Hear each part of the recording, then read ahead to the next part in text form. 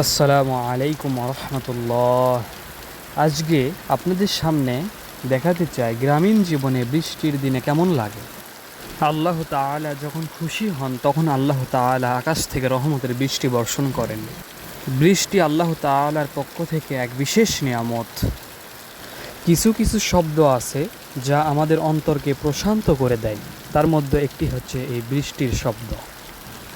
যখন আকাশ থেকে বৃষ্টি শুরু হতে যায় তখন থেকেই যেন অন্তরের ভিতরে একটা ভালো লাগা বা প্রশান্তি কাজ করে, যে বৃষ্টি হওয়ার পরে যেন অন্তর যেন একদম প্রশান্ততে ভরে যায়। বৃষ্টি যখন চলমান থাকে তখন যেন অন্তরও যেন প্রশান্তিতে পরিপূর্ণ হয়ে ওঠে। শুধুমাত্র এই বৃষ্টির দিকে তাকালেই আল্লাহ তাআলার শুকরিয়া আদায় করে শেষ করা যাবে না। আলহামদুলিল্লাহ, আল্লাহু আকবার, সুবহানাল্লাহ। প্রথমেই শুকরিয়া আদায় করি মহান রব্বুল আলামিনের প্রতি।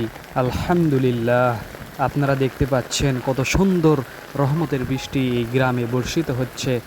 আপনারা এই বৃষ্টি দেখার সাথে সাথে এই মনোমুগ্ধকর প্রশান্তিময় শব্দ, বৃষ্টির শব্দ শুনতে থাকুন এবং দেখতে থাকুন।